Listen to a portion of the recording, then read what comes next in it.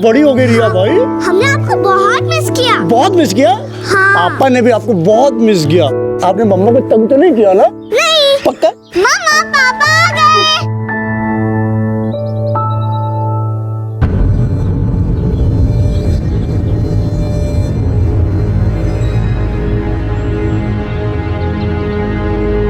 और ये प्यारी सी डॉल हमारी प्यारी प्रिया के लिए।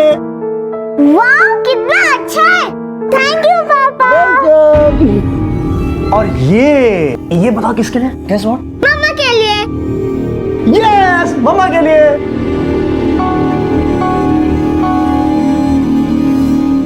तुमने अपना गिफ्ट नहीं खोला? अब बाद में खोलती हूँ ना, मैं आपके लिए चाय लेकर आती हूँ। तुम भूल गई हो, मैं चाय नहीं पीता। हाँ। तुम मेरे आने से खुश नहीं हो क्या? ऐसा कुछ नहीं, मैं बहुत खुश हूँ। मैं बहुत खुश हूँ। एक मिनट।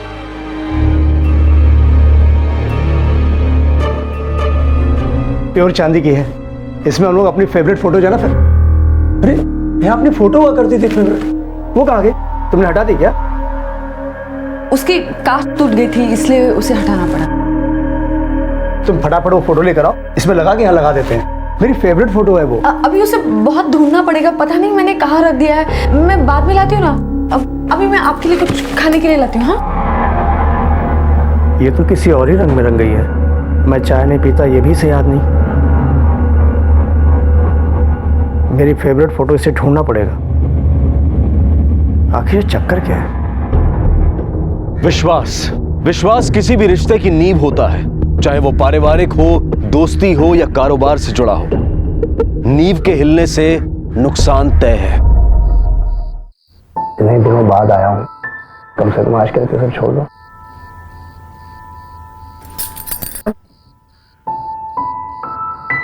एक मिनट ही लगेगा इसे लगाने में। वो मौसम बहुत खराब है ना, एक दिन भी नहीं लगाओ तो स्किन ड्राई हो जाती है। अच्छा चलो मैं लगा देता हूँ। नहीं, मैं लगा दूंगी ना। बहुत अच्छी खुशबू है इसकी। लो, इधर दो।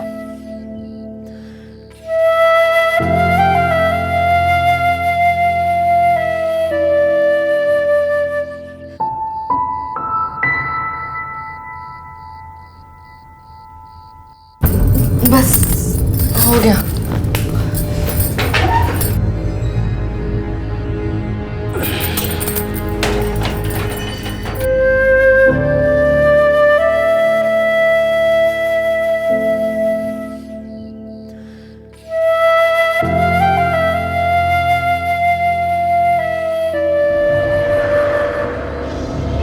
क्या हुआ? कुछ प्रॉब्लम है क्या? वो मेरे सर में बहुत दर्द है। सुबह जल्दी उठी थी ना और घर में बहुत काम भी था। थोड़ा सो जाऊंगी तो बेटर फील होगा। मैं सोना चाहती हूँ।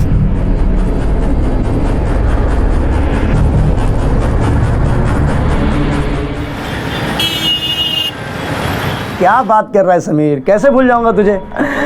अरे अब पूरे 1 साल बाद घर आया मैं, तो कम से कम थोड़ा बीवी बच्चों को भी तो टाइम दे लूं।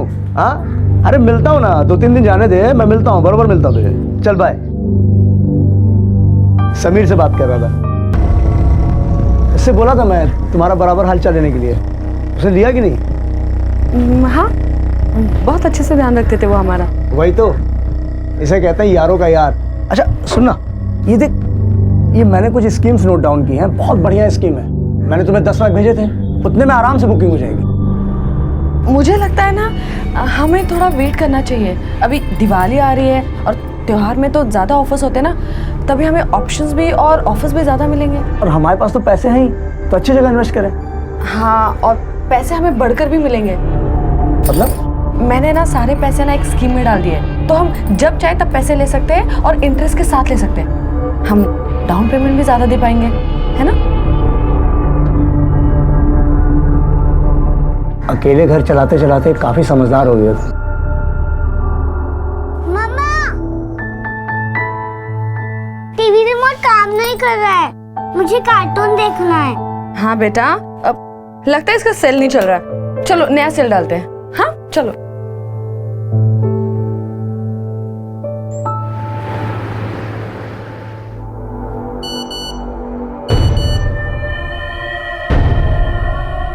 कल मुझसे बात करने में भी तकलीफ हो रही थी और अब देखो खुशी संभाले नहीं संभल रही। किसके मैसेज पढ़ रही होगी?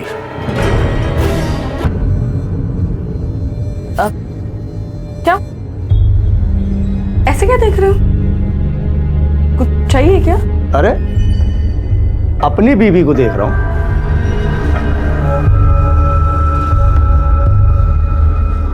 तुम्हारा सर का तो लग रहा है ठीक हो गया। तुम भी ना हर वक्त बस उसी मूड में होते हो। रिया बाहर खेल रही होगी, बस आती होगी अभी। गड़बड़ तो जरूर है, कहीं ये किसी और से। शक वो दीमक है जो अगर एक बार किसी के दिमाग में लग जाए तो गहरे से गहरे विश्वास को भी खोखला बना देती है। शैलेश कुवैत में एक होटल में इलेक्ट्रीशियन का काम करता था और यहाँ उसकी बीवी और बेटी अकेले रहते थे। काम की वजह से दूरी मुनासिब थी और इसी दूरी ने शैलेश के दिमाग में शक पैदा कर दिया था। वो दिन रात इसी सोच में डूबा रहता था कि जब वो सालों महीनों कुवैत में होता था तब यहाँ मुंबई में उसके घर में क्या होता होगा। बाहर घूम के बात करने की क्या जरूरत है इसे? घर में बैठकर आराम से भी बात कर सकती है। और इतनी लंबी बात, इतनी लंबी कॉल तो कभी मेरे साथ भी नहीं होती थी।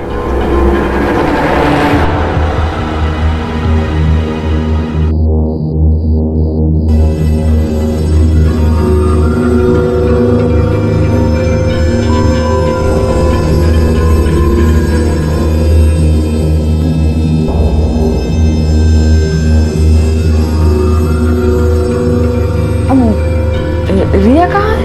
वो ऊपर कमरे में सो रही होगी। ओके, मैं जाकर देखती हूँ उसे।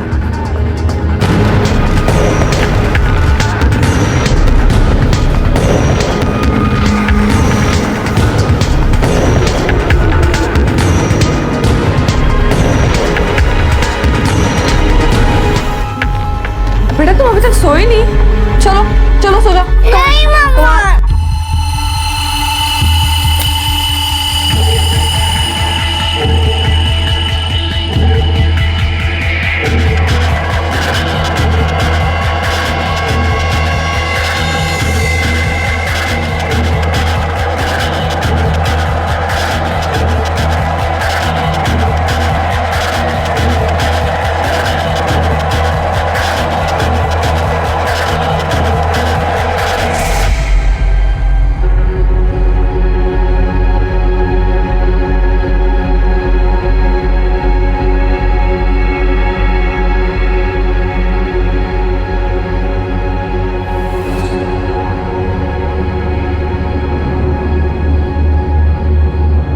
सोने नहीं आ रहा है? मैं सोचा 5 मिनट का वॉक लेके आ जाता।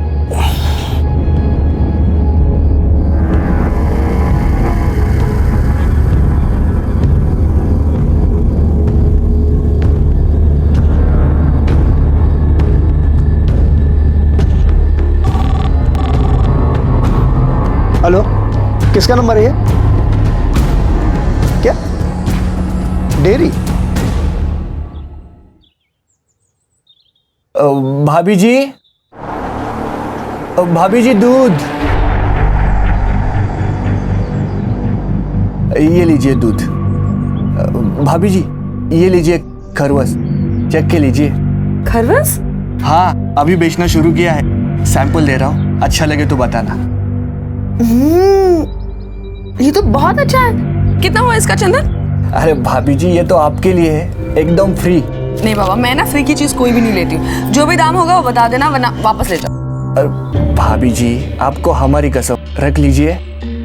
छी, दूध वाले के साथ खुशी देखो संभाले नहीं संभल रही। मुझे देखकर तो चेहरे की हंसी ही गायब हो जाती है। इसका मतलब मेरा शक सही है।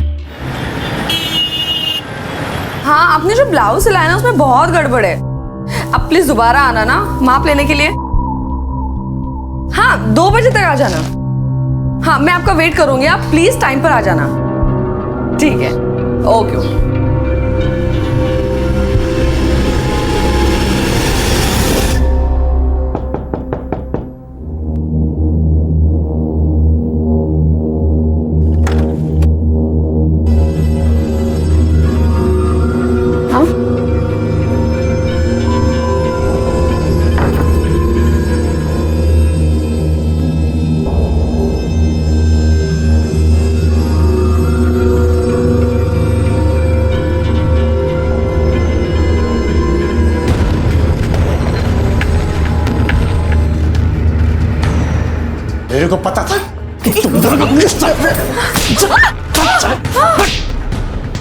इधर आ। ये बहुत नौकरी है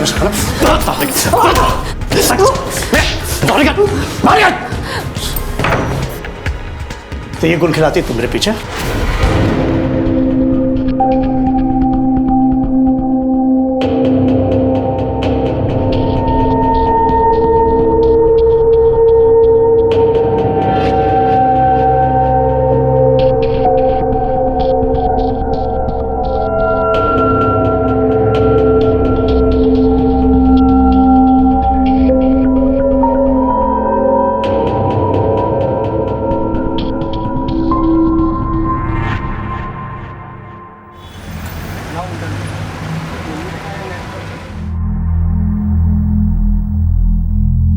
थैंक यू भाभी। कुछ और चाहिए होगा तो बेझिझक मांग लीजिएगा।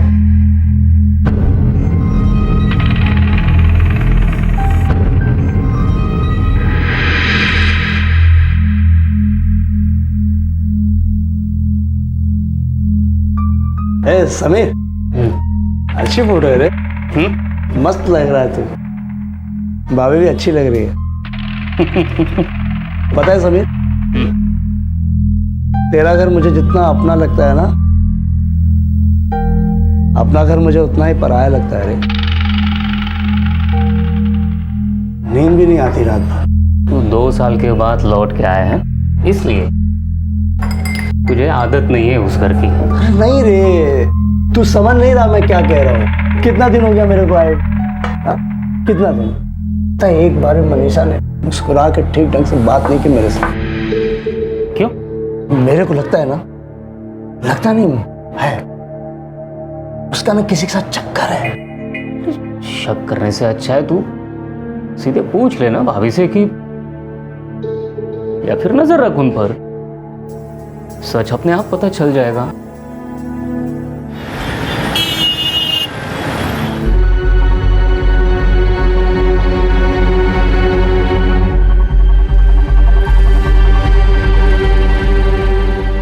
बड़ी तैयारी हो रही है।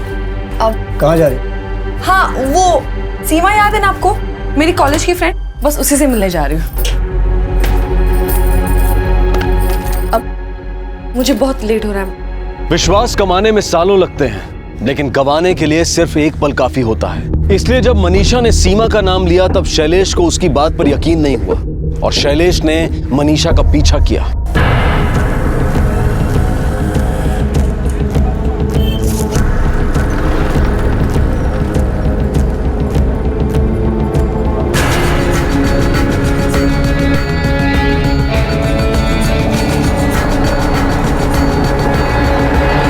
मनीषा की बात सच साबित हुई और अब शैलेश को वो सब बेमानी लगने लगा था कि मनीषा उसके साथ खुश नहीं है, वो किसी और का साथ चाहती है, उसके किसी के साथ संबंध है। शैलेश अब गिल्टी फील कर रहा था, उसे अपनी सोच पर शर्म आने लगी थी। ऐसा लग रहा था कि शैलेश अपनी गलती का प्रायश्चित करना चाहता है। आज तुमको ट्रेडिशनल साड़ी पहनते हुए देखा तो भाग कर गया, गजरा लेकर आया। वैसे पूछ सकता हूँ कहाँ जा रही हो भारतीय नारी बनकर? वो मेरी एक फ्रेंड के घर पे पूजा है ना, वही जा रही हूँ। अच्छा सुनो ना, पूजा आने में देर हो जाएगी, आप प्लीज खाना खा लेना, मुझे लेट हो रहा है। सुनो ना,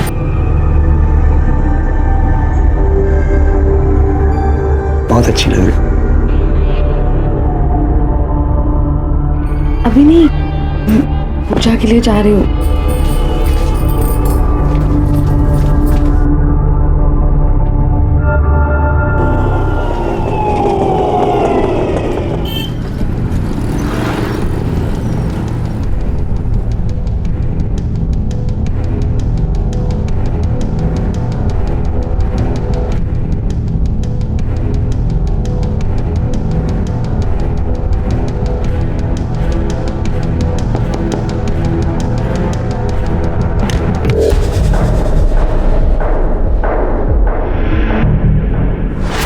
ए समीर,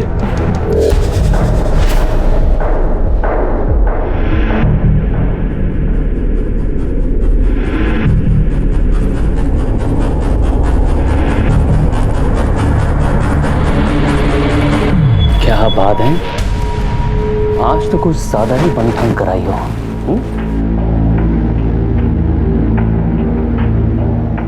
अब हम ये सब नहीं कर सकते। मैंने तुम्हें कहा था कि उसे शक हो गया है। मेरी जान, डरने की कोई बात नहीं है। उस सीमा वाले आइडिया ने उसे फ्लैट कर दिया है। उल्टा वो बेचारा तो गिल्ट के मारे मर रहा है। हाँ, लेकिन कब तक ये सब चलेगा? कभी ना कभी तो ये रोकना। जब तक तुम चाहती हो कि तुम्हारा राज राज ही रहे।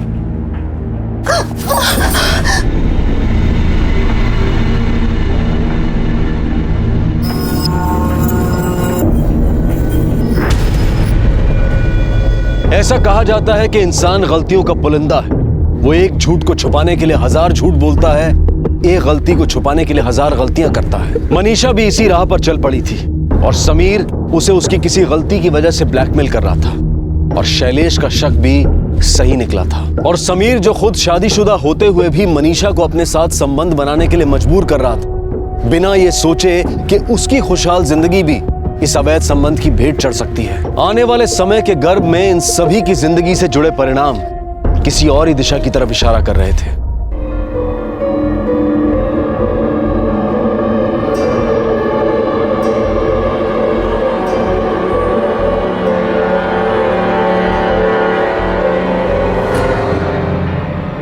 क्या हुआ? कुछ नहीं।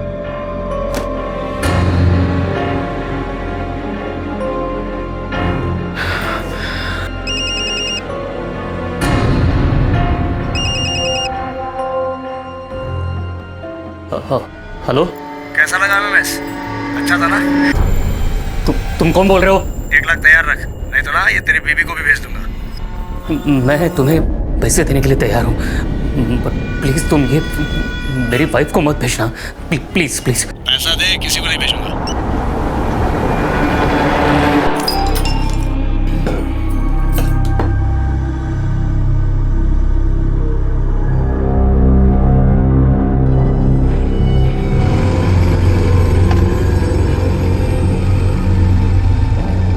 अपना फोन देना जरा।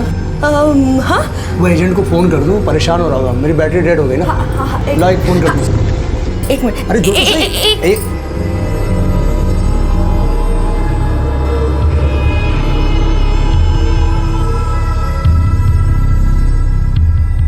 हाँ, शैलेश बोल रहा हूँ।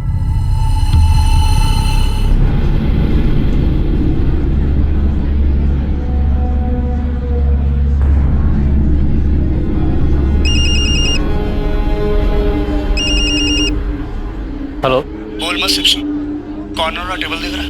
इसमें चेयर पे पैसे रख दे। बाहर तेरा टैक्सी खड़ी, उसमें बैठ और निकल।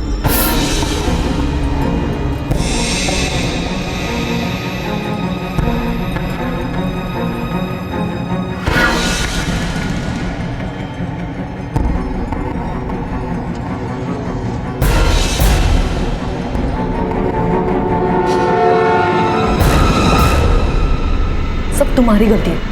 मेरी मजबूरी का फायदा उठा रहे थे ना तुम। ये सब ड्रामा करने के बजाय ये सोचो कि कौन हो सकता है। हर रोज वो मुझे लूट रहा है। ये सब तो तुम्हें सोचना पड़ेगा ना।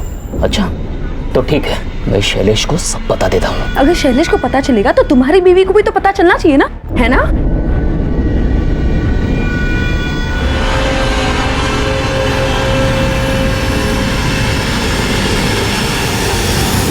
तुम दोनों यहाँ? तुम तो सीमा के घर जाने वाली थी ना? हाँ, मैं बस आपको फोन करने ही वाली थी कि ये मिल गए, तो सोचा इनसे बात कर लूं। वो जो इंटरेस्ट के पैसे हमने दिए ना, वो इन्हीं के पहचान से डाले, इसलिए मैंने सोचा इनसे बात। अरे तू खड़ा क्यों है? बैठ ना। अच्छा हुआ तू आ गया। तुम दोनों बातें करो, मैं चलता हूँ। किसी अर्जेंट काम से जाना है मुझे। बैठो बैठो बैठो, मिलते हैं। समीर, अजीब आदमी है, रिया को हाय तक नहीं बोला। अब हम भी चलते हैं ना, चलो। अरे ऐसे कैसे चलते हैं? खाना खा के चलते हैं ना। बैठो बैठो बैठो, अच्छा।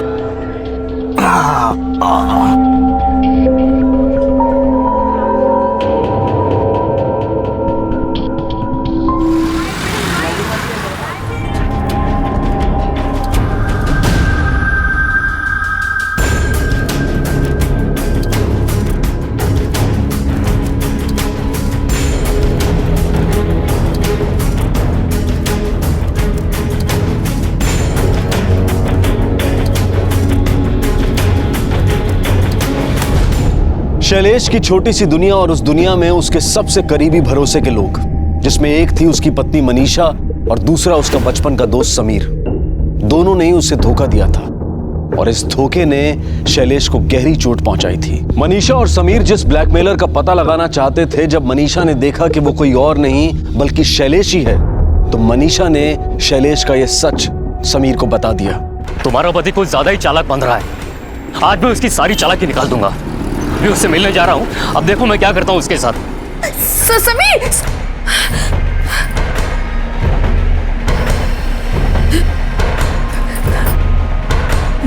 हेलो।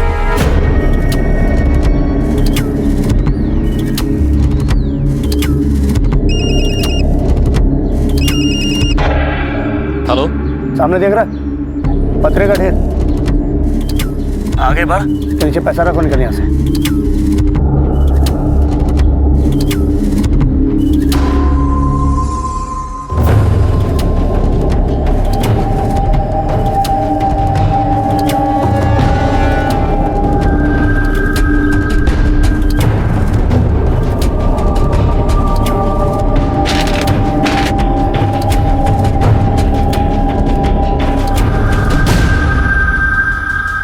कहां से सीखा इतना दिमाग चलाना? तुम लोगों ने मजबूर किया मुझे। उस दिन जब मनीषा सीमा से मिलने गई थी रेस्टोरेंट पर, मैंने तेरी बाइक देखी वहां पर।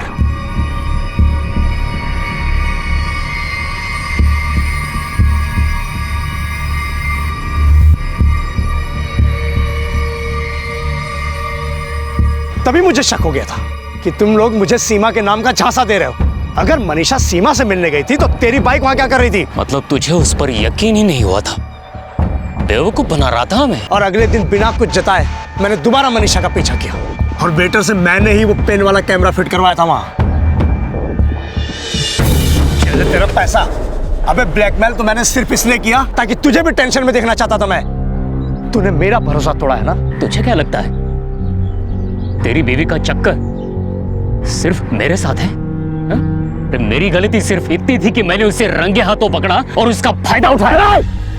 क्या बोल रहा तू?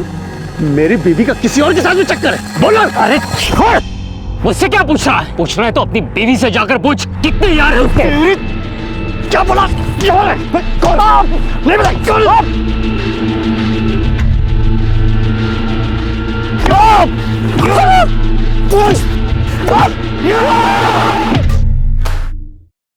साहब, मेरे पति 2 दिन से घर नहीं आए हैं। घर नहीं आए मतलब? 2 दिन पहले बोलकर निकले थे कि कुछ काम है और उनका फोन भी नहीं लग रहा है। घर से झगड़ा करके निकले थे क्या? नहीं साहब। दोस्तों रिश्तेदारों को पूछा? हाँ साहब, सबको पूछ लिया, कुछ पता नहीं चला। ठीक है, उनकी फोटोग्राफ है? हाँ नाम क्या है आपके पति का? जी, समीर देश पांडे। हाँ, 23 तारीख को मैं मिला था समेश। कहाँ? आर्य कॉलोनी, टी स्टॉल। तो उसका खास दोस्त है, फिर उसे मिलने आर्य कॉलोनी क्यों गया था? उसे कुछ पैसे चाहिए थे। तो दिए तुमने? मेरे पास थे नहीं दे पाए। फिर उसके बाद? उसके बाद क्या? उसके बाद मैं घर वापस आ गया। ये समीर देसाई के मोबाइल के कॉल डिटेल्स है। ये नंबर किसका है? ये तो मनीषा का नंबर है, मेरी वाइफ।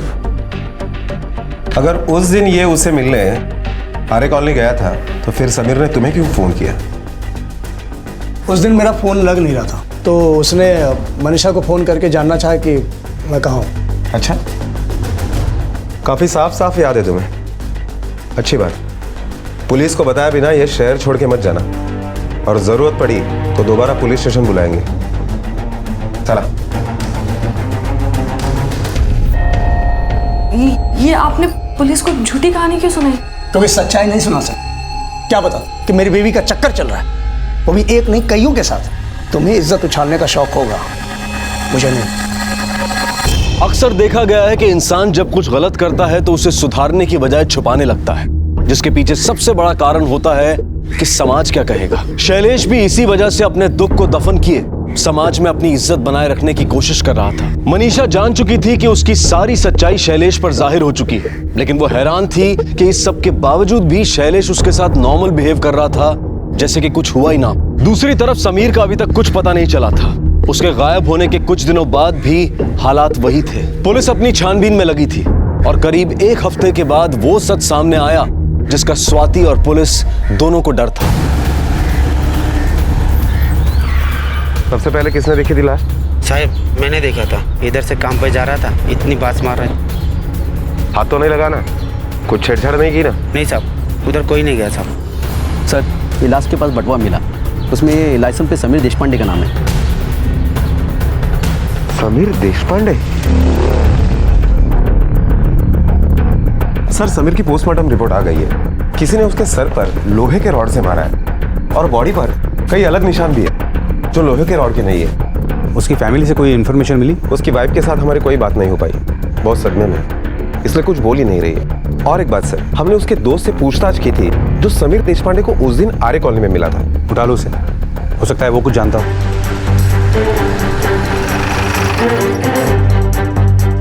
24 घंटा हो गया, ऐसा कोई करता है क्या? हटिए पीछे हटिए।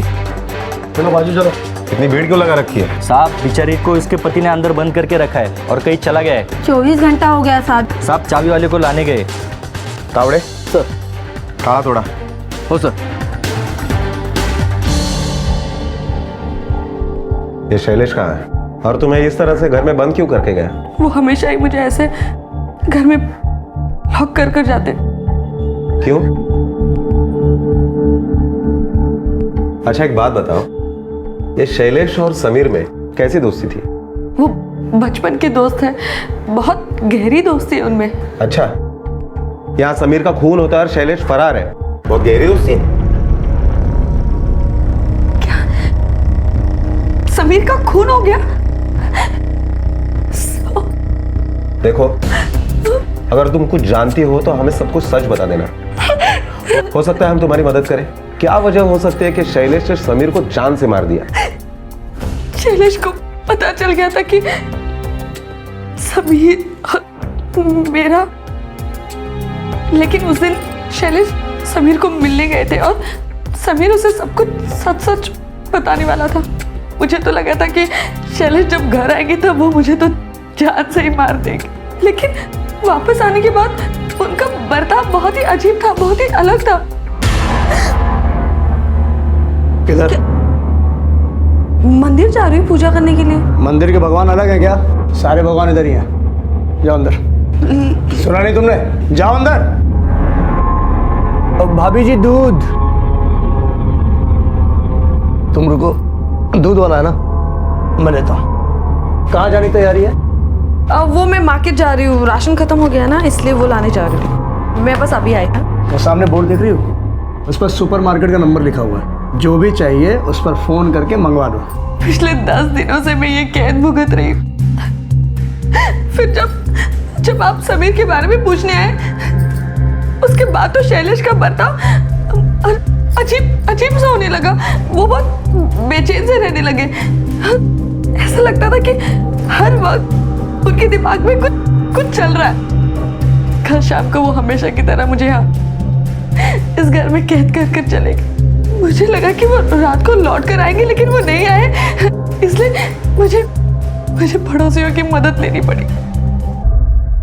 सर केस बिल्कुल सीधा है। शैलेश को उसकी बीवी और दोस्त के अफेयर के बारे में पता चल गया और गुस्से में आकर उसने समीर को मार दिया और अभी डर कर कहीं छुप गया, भाग गया। देखने में केस सीधा दिखता है, लेकिन हो सकता है कुछ और ही हो। चलिए एक काम करो, शैलेश का पासपोर्ट ले लो और उसके फिंगरप्रिंट्स कलेक्ट करके मर्डर वेपन के साथ मैच करके देखो सेम है क्या। ऐसा लग रहा था कि मानो ये केस सॉल्व हो गया हो, क्योंकि सारे सबूत शैलेश के कातिल होने की तरफ इशारा कर रहे थे। शैलेश के पासपोर्ट से मिले फिंगरप्रिंट्स उस लकड़ी से मैच कराए गए जिससे समीर पर वार किया गया था, और उस ब्लैकमेलर का फोन नंबर भी शैलेश के नाम पर रजिस्टर्ड था। पुलिस को राह और मंजिल का पता मानो दोनों मिल गए हों, और पुलिस ने अपनी मंजिल तक पहुंचने के लिए रफ्तार बढ़ा दी थी। तभी 2-3 दिन के बाद पनवेल के आसपास शैलेश का मोबाइल फोन ऑन हुआ और वो मोबाइल मिला पेट्रोल पंप पर काम करने वाले एक लड़के के पास। ये मोबाइल कहाँ मिला तुम्हें? चोरी किया है? नहीं साहब, एक टैक्सी आई थी पेट्रोल डालने के लिए, उसमें एक साहब बैठे थे, उन्होंने दिया। तेरी शक्ल पे लिखा है क्या तुझे मोबाइल की जरूरत है? नहीं साहब, मेरा हाथ लगकर मेरा मोबाइल गिरकर टूट गया सर, तो उनके पास एक एक्स्ट्रा मोबाइल था, वो बोले कि किसी काम का नहीं है, तो उन्होंने जबरदस्ती मेरे हाथ में दिया। क्या यही आदमी था? नहीं साहब, ये नहीं था। वो शातिर दिमाग वाला आदमी है, टैक्सी से उतरा भी नहीं। एक काम करो, थोड़ा रिवाइंड करो। हाँ बस बस, नंबर पे सुन करना जरा। तावड़े सर, ये टैक्सी का नंबर नोट डाउन करो और इस टैक्सी के और ड्राइवर के सब डिटेल्स निकालो। यही था क्या? साहब ये नहीं था। कहाँ छोड़ा था उसे? पेट्रोल पंप से गाड़ी निकला और सिग्नल पे वो अचानक उतर गए पैसा देकर। ठीक है, तुम जाओ।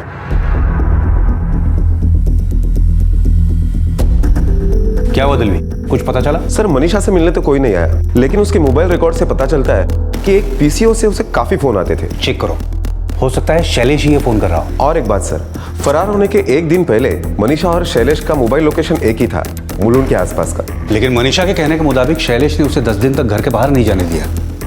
तो मनीषा मुलुंड कब गई? ये पीसीओ का नंबर है, यहां से दिन में 10 बार आपको फोन क्यों आते हैं? कौन करता है फोन?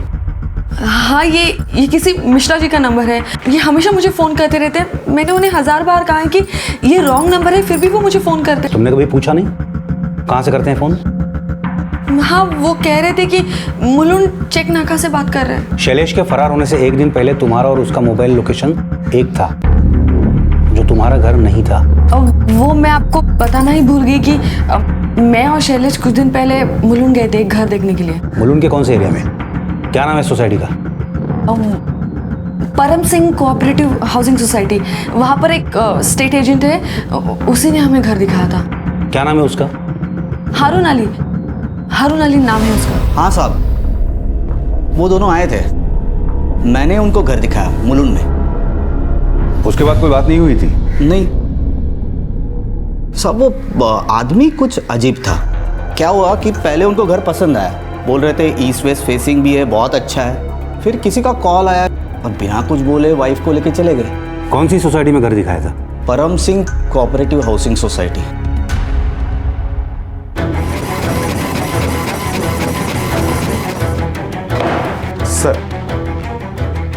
सर ये मनीषा और शैलेश के अकाउंट डिटेल्स है जो आपने मंगाए। अकाउंट में 0 बैलेंस है और चले थे घर खरीदने। दलवी ये पुलिस को बेवकूफ समझ रहे हैं। मुझे आज के आज इस पीसीओ का चिट्ठा चाहिए जहां से मनीषा को कॉल आया करता था। अरे सुनो, इस नंबर पर तुम्हारे यहाँ से एक आदमी दिन में 10 बार फोन करता है। कौन करता है पहचानते हो? दिन में 100 आदमी लोग तो आते हैं साहब, याद रखना तो मुश्किल है वैसे। आज से हर किसी का चेहरा देखना और याद भी रखना है। जी साहब।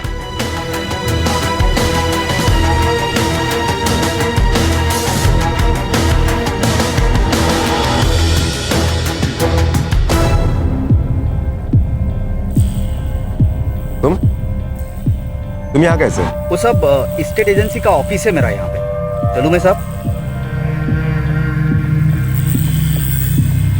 तावड़े एक काम करो, 24 घंटे इसके ऊपर नजर रखो, हर मिनट की रिपोर्ट मुझे चाहिए।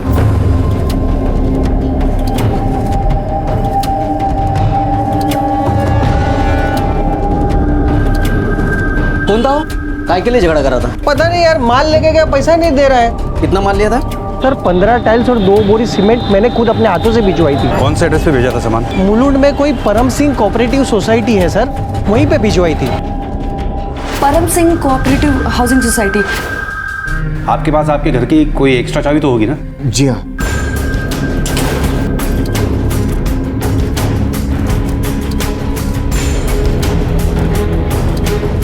पूरे घर की तलाशी ले लो। सर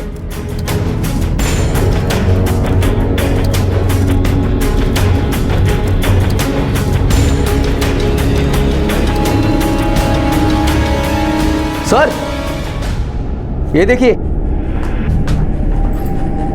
यहाँ पे कुछ काम हुआ है। तुरंत खुदाई करवाओ। सर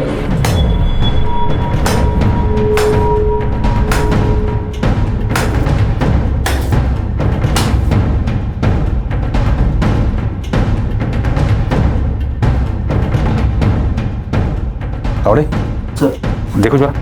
हाँ।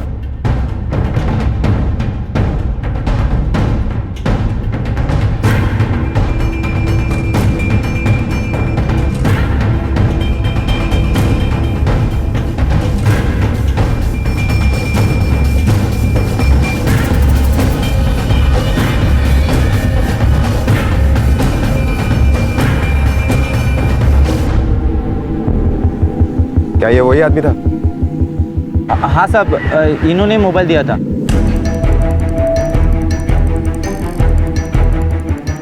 हाँ साहब, यही आदमी था। इसने मुलुंड चेकनाका से टैक्सी की थी। मैं एकदम से अकेली पड़ गई थी, कोई सहारा नहीं था।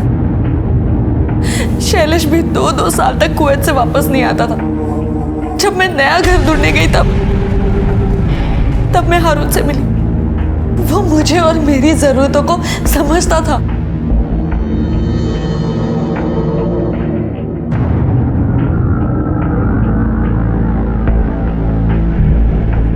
एक दिन मैंने हारून को घर पे ही बुला लिया, तो पता नहीं कैसे समीर ने हमें देख लिया और मुझे ब्लैकमेल किया कि अगर मैं उसके साथ, तो वो शैलेश को सब कुछ सच सच बता देगा। वो हर दूसरे दिन मेरा फायदा उठाने लगा। समीर सारी हदें पार कर चुका था। फिर मनीषा ने मुझे शैलेश और समीर की मीटिंग के बारे में बताया। बहुत बड़ी गड़बड़ हो गई है, अब हमें ही कुछ करना पड़ेगा। और ये मौका मैं नहीं खोना चाहता था।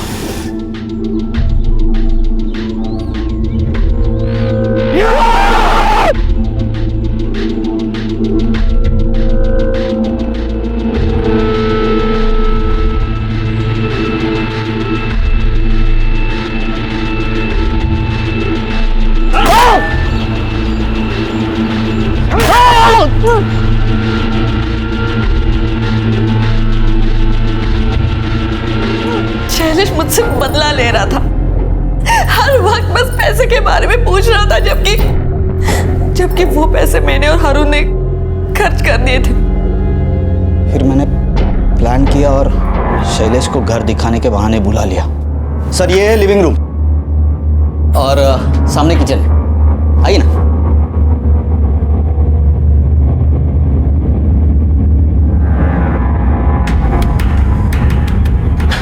मैंने पहले से ही पूरी तैयारी करके रखी थी। मनीषा शैलेश को लेकर जैसे ही उस घर में पहुंची, मैंने उसी रॉड से शैलेश को मारा जिस रॉड से मैंने समीर को मारा था।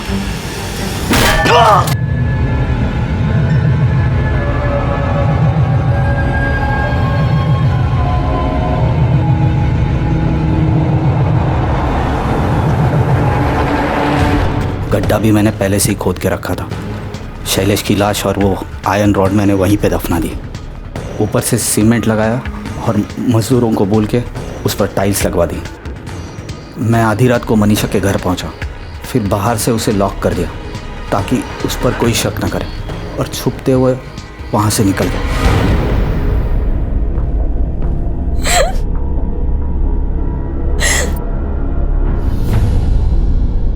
सब्र संतोष कम में गुजारा, ये सारी बातें शायद आज आउट ऑफ फैशन हैं और अक्सर पैसे की चमक इन सब बातों को फीका साबित कर देती है। और शायद यही वजह है कि सैकड़ों लोग अपने घर से हजारों किलोमीटर दूर रहने को मजबूर हैं, सिर्फ एक ही चाह में कि उनके घर वालों को बेहतर जिंदगी मिले। लेकिन अक्सर इसमें सांसारिक सुख तो मिल जाता है, पर बाकी जरूरतों की अनदेखी हो जाती है। शादी ब्याह परिवार त्योहार सब चीजों से दूर बस पैसा कमाने की मजबूरी रह जाती है, जो कई बार जन्म देती है उन समस्याओं को जो इंसान को ना चाहते हुए भी जुर्म की तरफ धकेल देती है। और ऐसा ही कुछ हुआ शैलेश और मनीषा की जिंदगी में। शैलेश कुवैत में अपने परिवार के प्यार के लिए तरसता रहा और यहाँ मनीषा ने अपनी जरूरत के लिए कुछ और ही रास्ते चुन लिए, और इस सब की सजा मिली उस मासूम बच्ची रिया को जिसकी कोई गलती नहीं थी, और आज वो बिना माँ बाप के जीने को मजबूर है। मनीषा और हारून को शैलेश और समीर के कत्ल में आईपीसी की धारा 302 और 304 के तहत उम्र कैद की सजा सुनाई गई है और रिया को सरकारी अनाथालय में भेज दिया गया है। जरूरी है कि इंसान जरूरत और लालसा में फर्क समझे, तभी वो जुर्म और अनहोनी से दूर रह सकता है।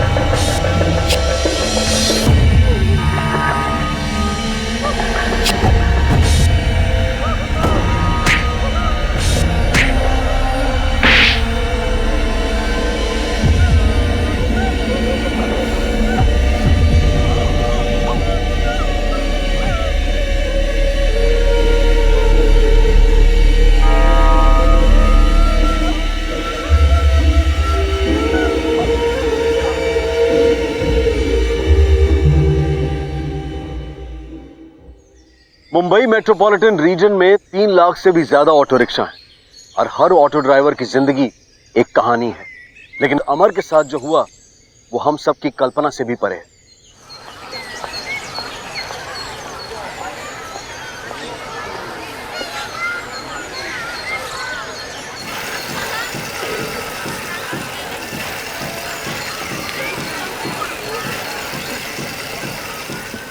अरे ओ चंदा, का हुआ? कहाँ खोई हुई हो? अरे सपना, तू कब आई? 10 मिनट हो गई, तुम्हारा ध्यान ही नहीं है। का हुआ? अरे दिल बहुत घबरा रहा है। मुन्ना के पापा कल सुबह गए थे, अभी तक लौटे नहीं हैं। मतलब रात भर बाहर? हे राम, एक बात कही चंदा तुमसे, बुरा तो नहीं मानोगी? ये मुन्ना के पापा कहीं किसी दूसरी औरत के चक्कर? तुम मेरा कान मत भरो। मुन्ना के बापू ऐसा कभी नहीं करेंगे। कोई लंबा भाड़ा मिल गया होगा तो वहीं फंस गए। अरे भाई, जब तुमको इतना ही भरोसा है तो फिर काहे घबरा रही हो? आ जाएंगे तुम्हारे मुन्ना के पापा। पर एक बात बताएं, मर्द लोगन का कोई भरोसा नहीं है। झूठी पत्तल चाटने का बड़ा शौक होता है इनको। तुमसे तो बात ही करना बेकार है।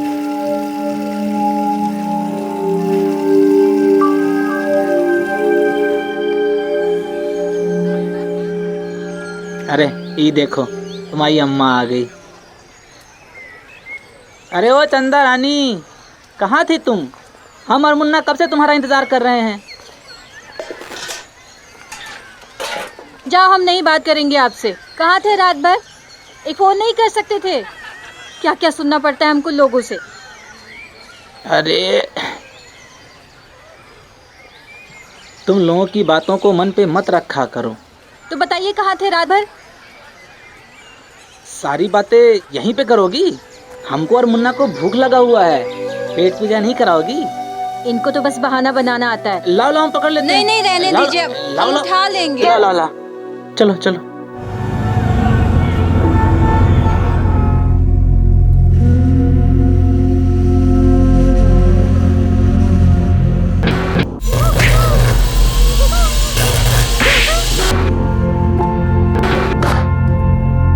कभी कोनो दूसरी औरत के साथ दिखे ना तो कसम से बता रहे हैं, जान दे देंगे।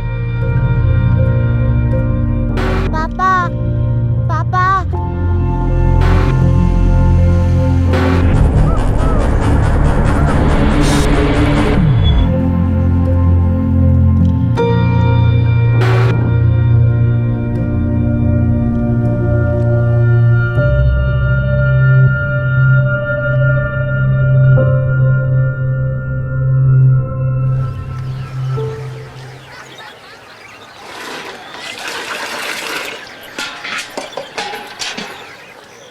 कैसी हो चंदा?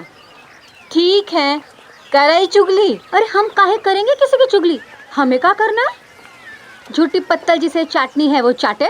ताने मत मारो, वो रोज रात को ना डबल ड्यूटी करते हैं। अगर डबल ड्यूटी करते तो काहे बेचते खुद की रिक्शा? वैसे एक बात बताएं, डबल ड्यूटी का मतलब समझती हो तुम? दिन में घर वाली और रात में बाहर वाली, ये होती है इन मर्द लोगन की डबल ड्यूटी। वैसे बताओ, तुम्हारा पतिदेव कहाँ है?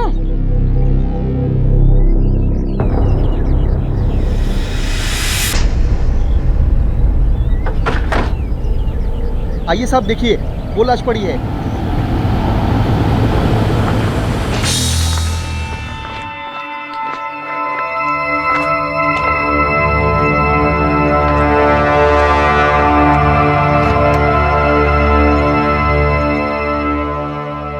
ये आसपास सब चेक करो। कुछ मिला? नहीं सर, ना तो कोई लाइसेंस है ना ही बैच। बॉडी को सबसे पहले किसने देखा? इस आदमी ने सर, इसी ने फोन किया था। इधर आओ।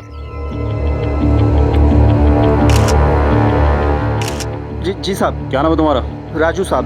क्या कर रहा था तू यहाँ? साहब वो तो मैं धार मारने को आया था, देखा तो इधर लाश पड़ी हुई है। गायकवाड़, बॉडी का पंचनामा करके पोस्टमार्टम के लिए भेजो। आरटीओ से रिक्शा की डिटेल निकालो। बॉडी पर खाकी यूनिफॉर्म है, मतलब रिक्शा भाड़े का है। आसपास के सभी रिक्शा यूनियन के ऑफिस चलते हैं, शायद कुछ पता चले। Yes sir. गायकवाड़, चेक करो अच्छे से। हो साहब।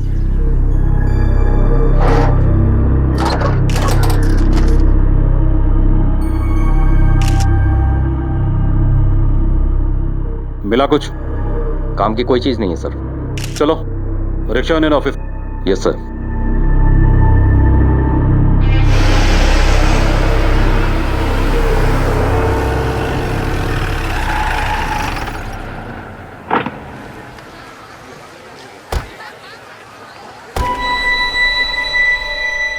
नमस्ते साहब, क्या हुआ?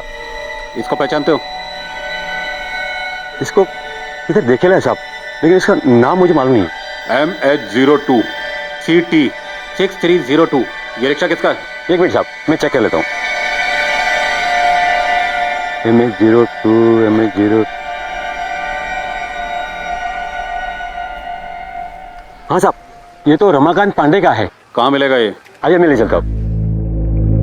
देखिए साहब, यही है रमाकांत पांडे। रमाकांत पांडे? रमाकांत? हाँ, चल बाहर निकल। इसको पहचानता है? ये तो अमर सिंह है साहब। क्या हुआ साहब, इसने मेरा ऑटो ट्रक के नीचे डाल दिया क्या? नहीं, इसकी लाश मिली है। लाश? कब से जानता है इसको? मेरे गांव का है साहब। कहाँ रहता है? ये राशि मीरा के पास वाली बस्ती में। ठीक है, चलो।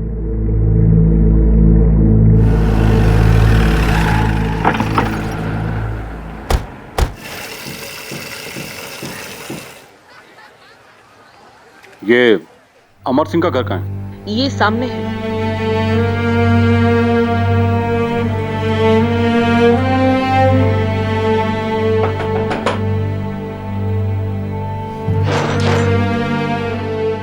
ये अमर सिंह का घर है? हाँ तुम उसकी धर्मपत्नी चंदा? जी। देखिए, हमें अमर सिंह की लाश मिली है। इस आदमी की मौत डूबने से ही हुई है, पर बॉडी पे कई निशान हैं। कैसे निशान डॉक्टर? बेल्ट के, नाखून के, सीने पर दांत से काटने के, बाइट मार्क्स। दांतों के निशान? वो भी 2 अलग अलग लोगों के। और सर, गुप्तांग पे भी इंजरीज है। अच्छा। कुछ निशान पुराने हैं और कुछ फ्रेश, डेथ से 6-7 घंटे पहले के। Okay, thank you doctor. Gaikwad, कहीं ऐसा तो नहीं है कोई प्यार व्यार का चक्कर हो? किसी को पता चल गया और उसने उसे बेल्ट से बहुत मारा और बाद में डूबने के लिए उसे पानी में छोड़ दिया। पर ऐसा भी तो हो सकता है कि अमर सिंह ने किसी फीमेल पैसेंजर के साथ रेप करने की कोशिश की हो और मानसिक दबाव में आकर आत्महत्या कर ली हो सकता है, लेकिन अगर ये सुसाइड है तो सिंपल है, और अगर ये मर्डर है तो इसके पीछे कोई ना कोई बड़ी वजह तो जरूर होगी।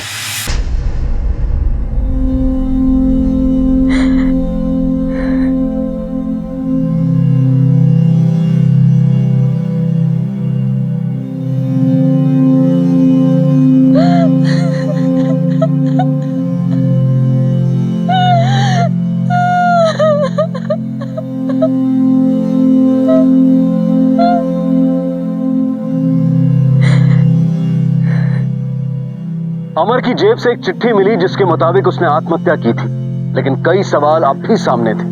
क्या वाकई ये आत्महत्या थी या किसी ने उसे मजबूर किया था?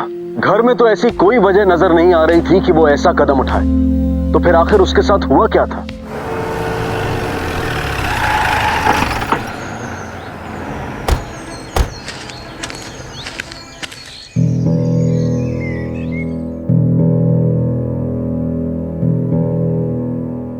क्या हुआ चंदा, बुलाया था?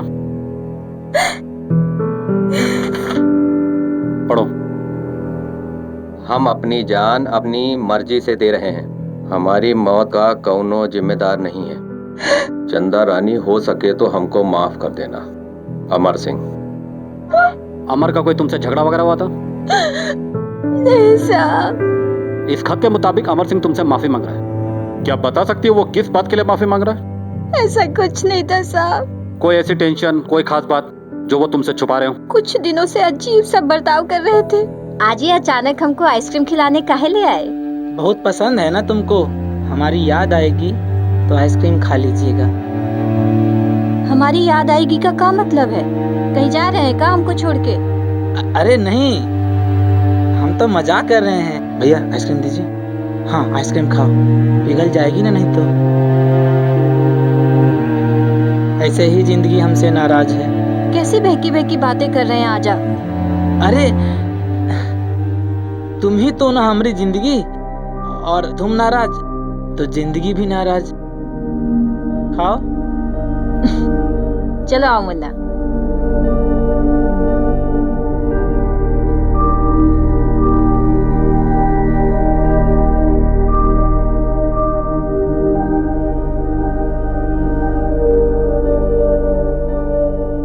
क्या पता था ये सब करते।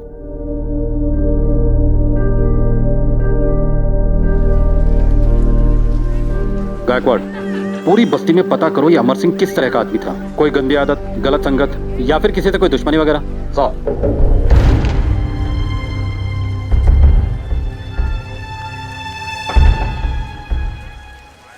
जी साहब। ये आपके पड़ोसी थे अमर, इनके बारे में कुछ पूछताछ करनी थी। जी पूछिए। ये अमर का किसी दूसरी औरत के साथ कुछ चक्कर वक्कर था क्या? नहीं साहब, वैसे हम हंसी ठिठोली तो करते थे चंदा से, पर उसका अपने पति पर बहुत विश्वास था, दोनों में बहुत प्रेम था। अमर भैया ऐसा कुछ कर लेंगे ये नहीं पता था हमको। Thank you. अमर सिंह को जानता है? हाँ साहब। क्या हुआ साहब? कैसा आदमी था वो? सर वो बहुत अच्छा इंसान था। किसी औरत से कोई चक्कर वगैरह? नहीं साहब, ऐसा कुछ नहीं था।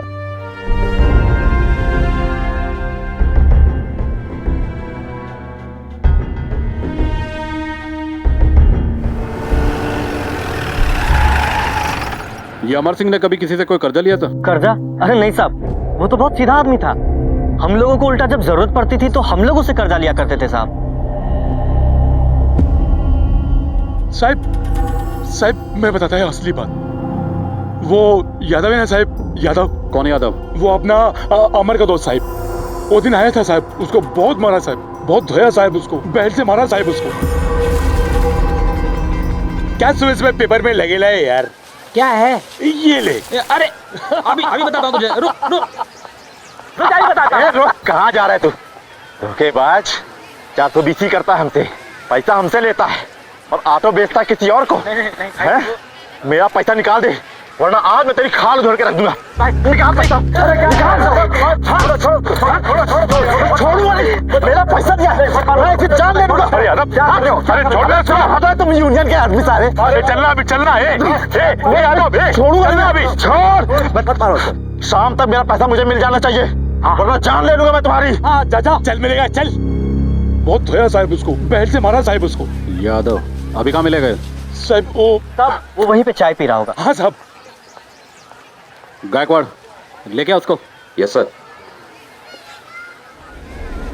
साहब समझ में नहीं आया वो ऐसा काय के लिए क्या साहब? एक रिक्शा दो जन को कैसा क्या बेचा समझ में नहीं आया साहब। पर वो ऐसा भी नहीं था साहब, वो बहुत ही अच्छा आदमी था साहब। सर ये रहा यादव। क्या रे यादव, बहुत दादागिरी करता तू। अमर सिंह को बेल्ट से मारा था तूने? नहीं साहब। कौन बोला? गायकवाड़ गाड़ी में डाल इसको। थाने में चलकर इससे क्या क्यों का जवाब देंगे। शिंदे हो सर इसकी बेल्ट को फॉरेंसिक लैब भेजो। हो सकता है अमर सिंह के जख्मों के निशान और बेल्ट में लगे निशान मैच कर जाएं। गायकवाड़ ये अमर सिंह की वाइफ चंदा को बुलवाओ। Yes sir. चल बैठा इसको। नहीं साहब।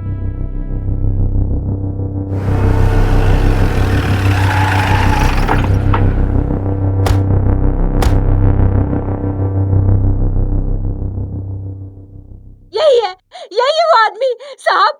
इसी ने मेरे मुन्ना के पापा की जान ली है। ये रोज आके उनको धमकाता था साहब। छोड़िएगा नहीं साहब। इसी ने मारा है उनको। ठीक है हम लोग देखते, तुम जाओ। क्या रहा यादव? अब तू मुंह खोलेगा या तेरी खातिरदारी करवाऊं? साहब हम कौनो गलती नहीं की साहब, हमने साथ में धोखा किया। वो साहब 50,000 रुपए हमने साथ में ऑटो का सौदा किया, 45,000 रुपए हम उसको तुरते दे दिए साहब। 5,000 रुपया बचा रहा, लेकिन साहब वो किसी दूसरी पार्टी को 60,000 रुपया में ऑटो बेच दिया। हम कहे कि हमारा पैसा लौटा दो साहब। 1 दिन हो गया, 2 दिन हो गए साहब, 1 हफ्ता हो गया, लेकिन वो पैसा देने को तैयार नहीं हो रहा था साहब। क्या करते साहब, हम मेहनत की कमाई थी, आ गया गुस्सा। ये दूसरी पार्टी कौन है? उसका दोस्त साहब, वो घोरबंदर वाला अशोक महतो। अशोक महतो, नंबर दे उसका। शिंदे हो सर नंबर ले। नंबर दे। हाँ ये साहब। अभी कहाँ मिलेगा? साहब वो थाने से भिवंडी मुलुंड चलाता है, खाली लंबा भाड़ा उठाता है साहब वो। मोरे हाँ सर। हाथ में लटा के ला। गायकवाड़ चलो जरा इस मातों से मिलके आते हैं।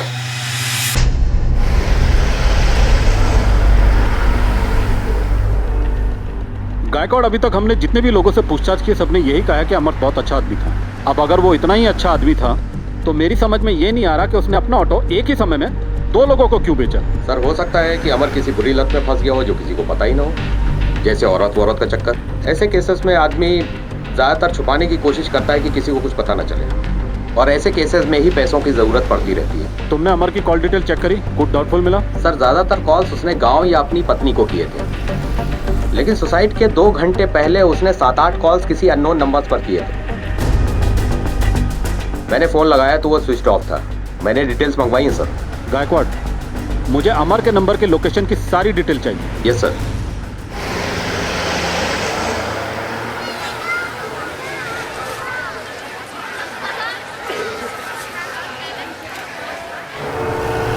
क्या यार राजू भाई। ए रुको, पकड़ो गायकवाड़, पकड़ो इसे। साहब मैंने कुछ नहीं किया साहब, कुछ नहीं। चल अशोक मैं तो कुटे है। अरे फोन लगा, अशोक मैं तो कुटे है। साहब अभी भाड़े लेके गया सर। कितनी देर में आएगा? सर अभी हमारे साथ जुआ खेल रहा था, सारा पैसा हार गया तो बोला अभी आता हूँ, कमा के लाता हूँ मैं। कितनी देर में आएगा? आ जाएगा थोड़ी देर में साहब। लेके जाए इसको। सर अमर के फोन की डिटेल लोकेशन मिल गई है।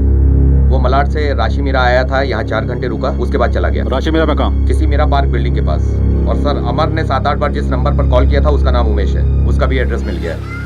उमेश ये वही है ना जिसने यादव के बारे में खुद आकर बताया था? वो साहब। गायकवाड़ तू इकड़े थम, मातो को लेकर सीधा पुलिस स्टेशन पहुंच। मैं उमेश से पूछताछ करके पहुंचता हूँ।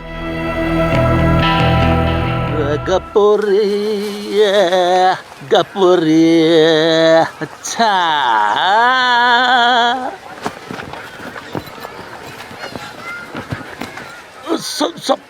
सब मीगा के लिए साहब। क्या रमेश तू भाग क्यों रहा था? साहब कुछ नहीं साहब। ये अमर सिंह तुझे बार बार फोन क्यों कर रहा था, वो भी सुसाइड से पहले? साहब वो पहले भी मेरे को फोन किया था साहब, मैं उसका 6000 रुपये उधार ही लिया था साहब। जब भी उसने फोन किया ना साहब मैं रिक्शा चला रहा था, मैं इसलिए उसका फोन उठाया नहीं। बाद में उठाया, बात किया, वो मेरे को बोला कि मेरा बिल्डिंग में आके मेरे को पैसा दे। मैं गया उधर पैसा दे के आया, लेकिन साहब वो बहुत टेंशन में था साहब। तो ये बात तूने पहले क्यों नहीं बताई? बहुत डर गया था साहब, पुलिस के लपड़े में ना अपने को पढ़ने का नहीं साहब। अच्छा उसने तुझे मीरा पार्क बिल्डिंग में क्यों बुलाया? वहाँ का उसका पहचान कराता था क्या? नहीं साहब वो अपने को मालूम नहीं है साहब, उसका कौन रिश्तेदार रहता था नहीं रहता था अपने को मालूम नहीं साहब। अगर उसकी कोई भी खबर तुझे मिले ना तो पुलिस को बताना। हो साहब।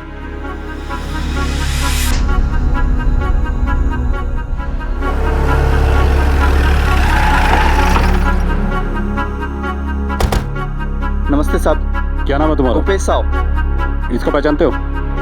नहीं साहब। अच्छा तुम ड्यूटी में अकेले रहते हो या तुम्हारे साथ कोई दूसरा वॉचमैन भी रहता है? मैं अकेला साहब। और रात में? रात में एक वॉचमैन है, 8 बजे वाला नाइट वॉचमैन साहब।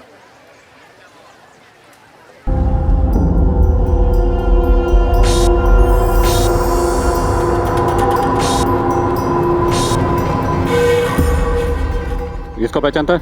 ये हाँ साहब, 302 में इसके रिश्तेदार रहते हैं साहब। रिश्तेदार? जी साहब, लेकिन पिछले 2-3 दिन से वो लोग यहाँ पे है नहीं साहब। 15 तारीख को था ये? 15 तारीख, 1 मिनट साहब मैं देख के बताता हूँ रजिस्टर में। शेखर साहब। जी 15 तारीख को एंट्री है साहब।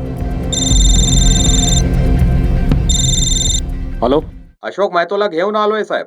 ठीक है, ये तो मी राणे सर, तू यहाँ रुक और शेखर पे नजर रख। नमस्ते साहब।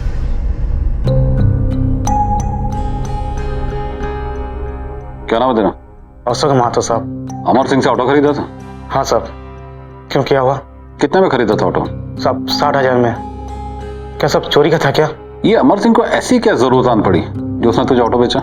सर मुझे नहीं मालूम। क्यों? तू तो उसका दोस्त है, तुझे तो मालूम होना चाहिए। सब काय का दोस्त, एक अपने दोस्त के साथ डांस बार के बाहर मिला था और हो गई जान पहचान। Dance bar? हमार दर्दिन जूलियट बार में जाता था, वहाँ के एक नाचने वाली को लेके साथ में घुमाता भी रहता था और दोनों हंस हंस के बात भी करते थे। ठीक है, तुम जा सकते हो।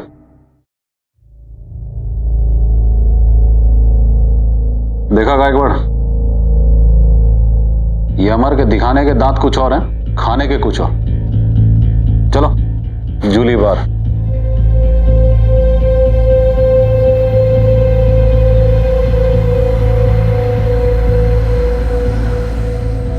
सर, मनीषा नाम की एक डांसर अमर के रिक्शे से आया जाया करती थी, लेकिन आज वो छुट्टी पर है। मतलब अमर यहाँ रोज आता था? Yes sir. एक काम करो गायकवाड़, बाकी जितने दूसरे ऑटो वाले हैं उनसे पूछताछ करो। Yes sir. ए, इधर आ। हाँ साहब, क्या हुआ साहब? इसको पहचानता है? साहब ये तो अपना अमर है साहब, यहाँ तो रोज आता ही है। यहाँ की फेमस आइटम है ना मनीषा, उसे रोज ये भाईंदर से यहाँ लेकर आता है। अच्छा। हाँ साहब परसों रात को अमर के रिक्शा से मनीषा उतर के इसी बार में गई है साहब, और अमर ने एक बार भी सर मुड़कर देखा नहीं हमें।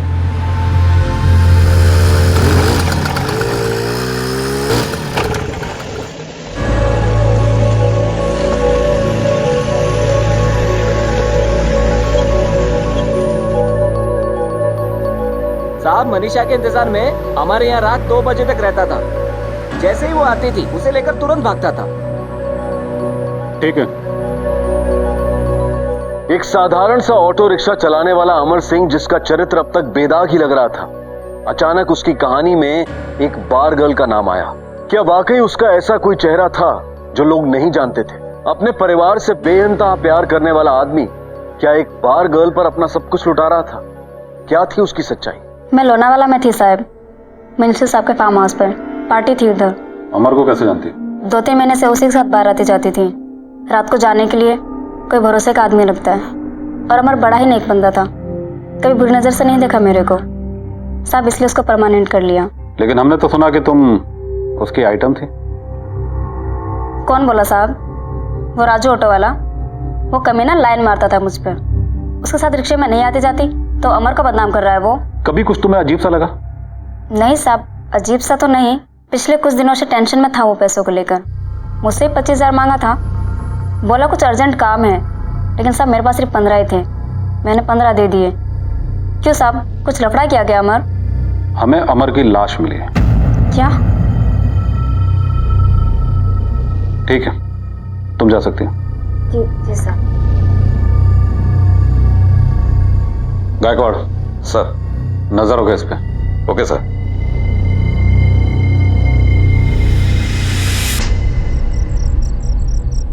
इसको पहचानते हो? हाँ साहब, ये तो फ्लैट नंबर 302 में आता था। क्यों? वो तो पता नहीं, लेकिन अक्सर रात में आता था। कहता था कोई रिश्तेदार रहता है। फ्लैट नंबर 302 में अमर और शेखर दोनों रिक्शा वालों के रिश्तेदार आते हैं। इस फ्लैट में कौन रहते हैं? वो अरुणा नाम की मैडम रहती हैं। अच्छा, इन दोनों के अलावा भी फ्लैट में कोई और आता जाता था? हाँ, एक सुनीता नाम की मैडम आती रहती हैं। ठीक है गायकवाड़, चलो चलकर फ्लैट चेक करते हैं। Yes sir. ये फ्लैट का मालिक कौन है? ये तो शर्मा जी का है, सी विंग में रहते हैं। बुला के लो। जी।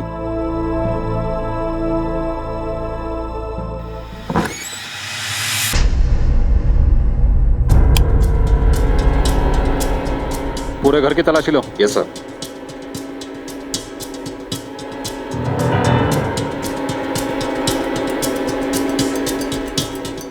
राम अवतार जी, ये फ्लैट आपका है? जी सर। कौन कौन रहता था यहाँ? सर वो अरुणा और उसकी माँ महालक्ष्मी शर्मा यहाँ रहती थी। रहती थी मतलब? सर वो 3 दिन पहले खाली करके चले गए ना। क्या?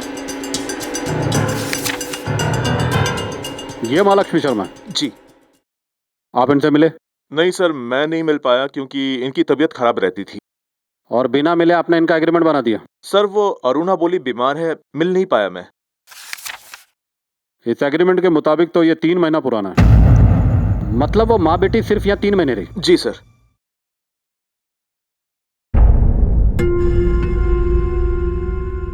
शर्मा जी, एक बात समझ में नहीं आई। 3 महीने पहले उन लोगों ने फ्लैट लिया, फिर खाली कर दिया, आपने पूछा नहीं क्यों? सर वो बोल रही थी हम गांव जा रहे हैं। सर, वॉश बेसिन के नीचे कागज का ये जला हुआ टुकड़ा मिला है, लगता है कोई डॉक्यूमेंट जलाया गया है। फॉरेंसिक लैब भेजो इसे। अच्छा शर्मा जी, वो फ्लैट छोड़ते समय आपको कोई शक की बात लगी? शक की तो नहीं, लेकिन वो बहुत जल्दी में थी। वो मुझे चेक दे रही थी, मैंने कहा आखिरी किराया मुझे कैश दे दो, तो उसे गुस्सा आ गया। गई एटीएम, कैश लाई, मुझे दे दिया। ठीक है गायकवाड़, चलो। और वॉचमैन, मैं लाइट बंद कर गया है।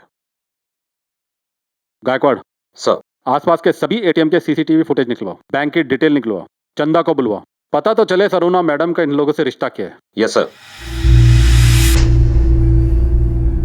नहीं साहब, ये झूठ है। अरुणा नाम की हमारी कोनो रिश्तेदार नहीं है। देखो, मनीषा नाम की एक बार डांसर को तुम्हारा पति रोज बार में छोड़ने जाता था। क्या उसने कभी तुम्हें इसके बारे में कुछ बताया? का कह रहे साहब? ये सब झूठ है साहब, कसम से हम बता रहे। मुन्ना के पापा ये बिल्कुल ऐसे नहीं है। वो किसी औरत की तरफ आंख उठा के भी नहीं देखते थे। ये तुम्हारा मानना है, लेकिन तुम्हारे पति की जिंदगी में 2 औरतें हैं। नहीं। इसके हमारे पास सबूत है। अच्छा, तुम किसी शेखर को जानती हो? क्या लगता है तुम लोग को? उनके दोस्त हैं, और का रिश्ता होगा। सर, एक अपडेट है। ठीक है, तुम जा सकते हो। नमस्ते सर।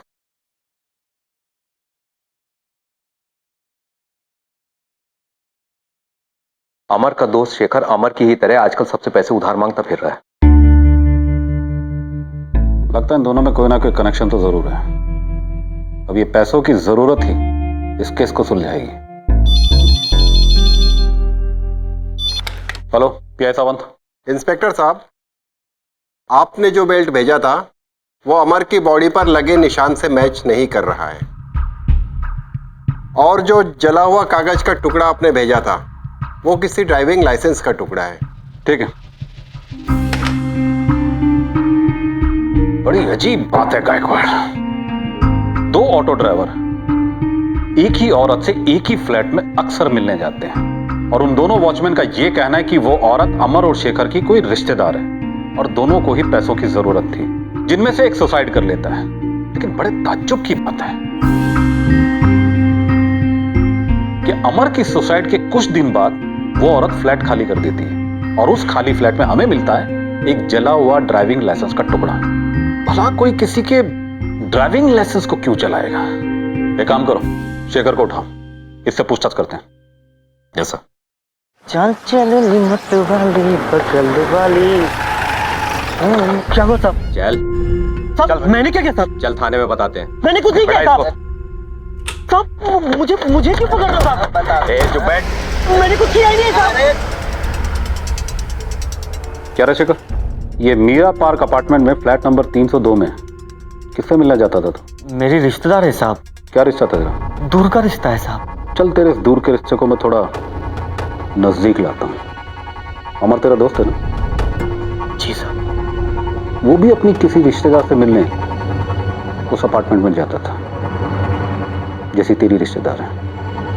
लेकिन अमर की बीवी चंदा ने बताया कि उन लोगों की ऐसी कोई भी रिश्तेदार नहीं है। आखिर ये चक्कर क्या तुम लोगों का? तुम दोनों अक्सर एक ही फ्लैट में जाते थे, जहां पे अरुणा मैडम तुम लोगों को मिलती थी। तुम दोनों को पैसों की बहुत जरूरत थी। ऐसी कौन सी जरूरत आन पड़ी तुम लोगों को? मैंने किसी से पैसे नहीं लिए साहब। तेरे कर्जे की पूरी लिस्ट है मेरे पास। अभी तू बोलेगा ये दो। सब बोलना। सब मैंने पैसे लिए साहब। मुझे अभी भी बहुत पैसों की जरूरत है साहब। वो लोग मुझे रोज फोन कॉल करते हैं साहब, पैसे मांगते हैं, धमकी देते हैं साहब। उधार पैसे मांग मांग के मैं थक गया हूँ साहब। अब मैं नहीं जीना चाहता हूँ साहब। मैं भी अमर की तरह जान दे दूंगा साहब। मैं जीना नहीं चाहता हूँ साहब। फोन करके तुझसे पैसे कौन मांगते थे? वो मैडम? साहब का दिमाग फिर गया ना तो तेरी पसलियां बहुत रोएंगी, इसलिए सब सच सच बकते। तूने ही कुछ गलत किया होगा उन औरतों के साथ। बोल, क्या गलत किया था? बोल। मैंने कुछ गलत नहीं किया साहब। उन औरतों ने गलत किया साहब। उसने गलत किया साहब। क्या गलत किया था? मैंने पूछा क्या गलत किया था? साहब, उसने मेरा बलात्कार किया साहब। बलात्कार किया साहब।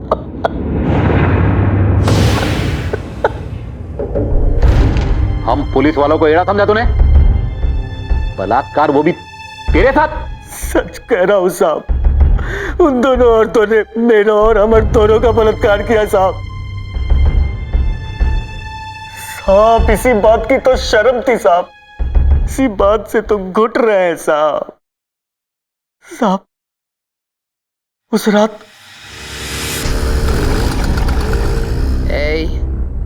राशि मेरा चलेगा क्या? चलेंगे ना मैडम, जहां बोलोगे उधर चलेंगे। अरे मैडम आराम से, आराम से। हाँ मैडम आराम से, आराम से मैडम।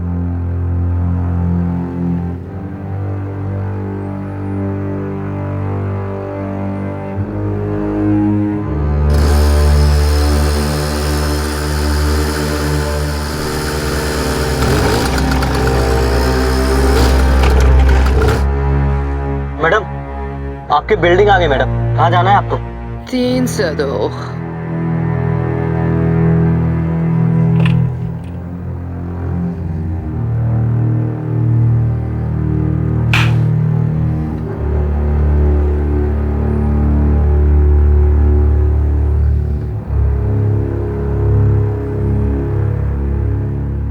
पियो पियो।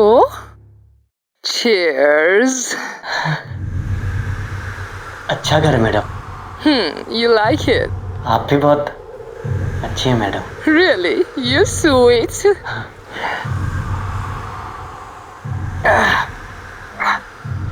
कैसा लग रहा है?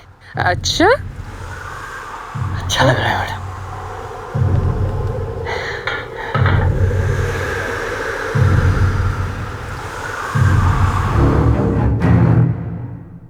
मैडम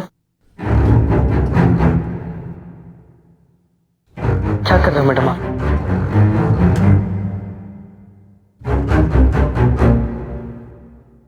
मैडम मैडम मैडम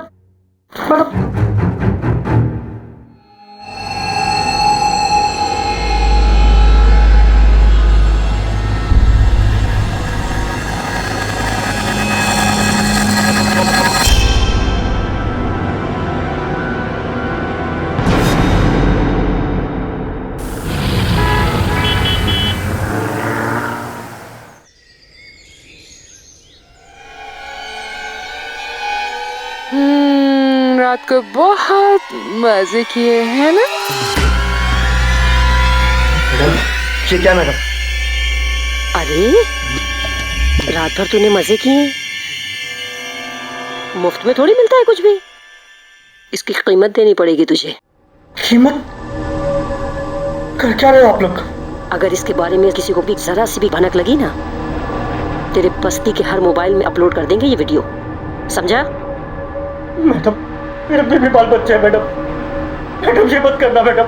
ए नाटक नहीं, पुलिस के पास जाने की तो गलती भी मत करना। बिल्कुल नहीं, वरना हम कह देंगे कि तूने हमारा रेप किया है। मैडम ये गलत है मैडम। अब गलत या सही, 5,000 रुपए निकाल। कहाँ से लाऊंगा मैडम, गरीब आदमी हूँ मैं। ठीक है कोई बात नहीं, ये रख लेती हूँ मैं। 5,000 रुपए दे जा और ये ले जा। मैडम धंधा बंद हो जाएगा मैडम। उस रात मेरा दिमाग शॉर्ट हो गया था साहब, मैं फिसल गया था साहब। शुरुआत में 2-5 हजार की बात होती थी साहब, उसके बाद 10-20 हजार की बात होने लगी साहब। उन लोगों ने मेरा जीना हराम कर दिया साहब।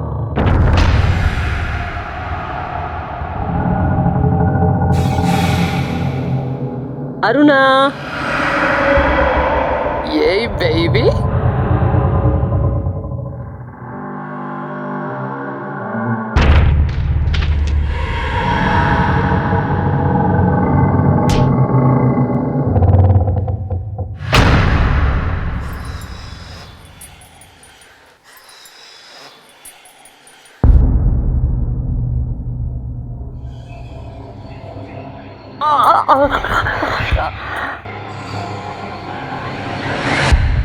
साहब मैं और अमर अकेले ही उसके चंगुल में नहीं फंसे हुए थे साहब, वो जैसे कई ऑटो वाले उसके चंगुल में फंसे हैं साहब। उन दोनों औरतों ने हमारी जिंदगी बर्बाद कर दी है साहब, छोड़ना मत साहब उसे। गायकवाड़ सर, शेखर की मदद से उन दोनों औरतों के स्केचेस बनवाओ, ये हमारे से बच के नहीं जानी चाहिए। Yes sir.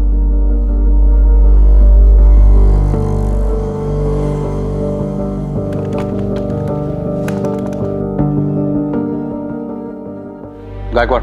Yes sir. इस ओटी बैंक से अरुणा के अकाउंट की सारी डिटेल्स निकलवा। Yes sir.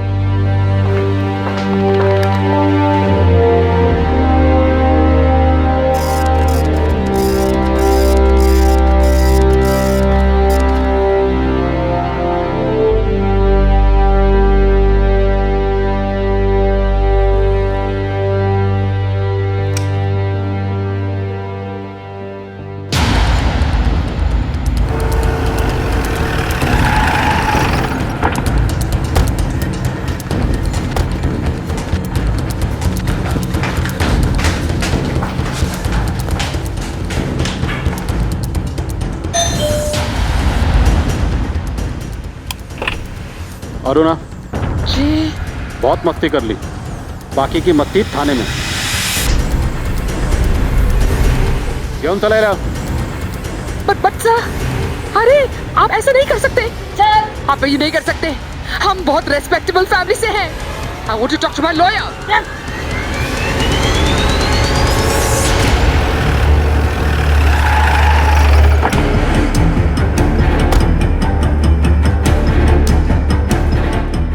लेकर आ जल्दी इसको। छोड़ो मुझे, मैंने क्या किया है?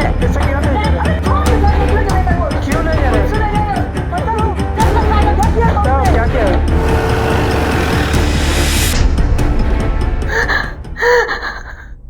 सर, शुरू में एक्सीडेंटल था। शराब के नशे में एक दिन मैं रिक्शे वाले के साथ घर गई।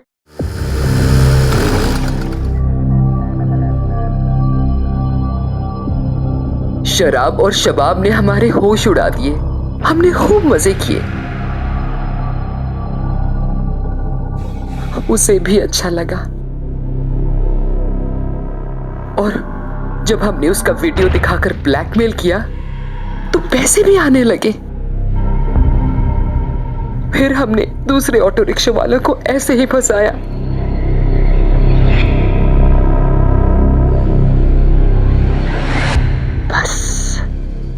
मुझे लगा सॉलिड धंधा है ये। सर, इसी ने मुझे वो आइडिया ब्यूटी पार्लर में दिया था। मुझे भी पैसों की बहुत जरूरत थी सर। लाइफ एंजॉय ही नहीं कर पाती थी। सोचा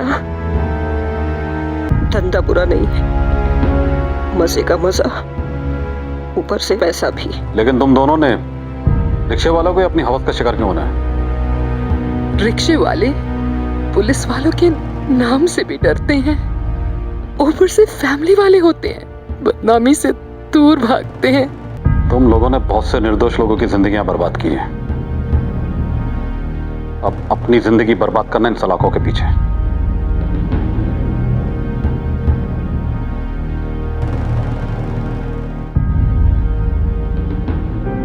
इच्छा, आकांक्षा, लालसा, अगर ये एक सीमा में रहें तो बेहतर है। लेकिन जब वो सीमा तोड़ दें तब लोग सिर्फ उन्हें पूरा करने के लिए जीने लगते हैं और फिर कई बार जुर्म जन्म लेता है। अरुणा और सुनीता की कहानी कुछ ऐसी थी जिनकी लालसाओं की बलि चढ़े अमर जैसे ऑटो रिक्शा ड्राइवर्स और खाक में मिल गए कई परिवार। जीवन में बड़ी बड़ी इच्छाएं रखना गलत नहीं है, लेकिन उन्हें पूरा करने के लिए जो रास्ता हम चुनते हैं वो सही या गलत हो सकता है। इसलिए बेहद जरूरी है कि अपनी इच्छाओं, अपनी आकांक्षाओं को पूरा करने के लिए हम सही रास्ता चुनें, और अगर नहीं तो उन पर काबू रखें। अब मैं अनूप सोनी आपसे विदा लेता हूं। फिर मुलाकात होगी अगले एपिसोड में और खुलासा करेंगे एक और जुर्म का। तब तक अपना और अपने परिवार का ख्याल रखें और देखते रहें क्राइम पेट्रोल डायल 100। सबक एक को, सीख हम सबको। जय। क्राइम पेट्रोल्स के और भी दिलचस्प कहानी देखने के लिए हमारे चैनल को सब्सक्राइब करें और बेल आइकॉन दबाना न भूलें।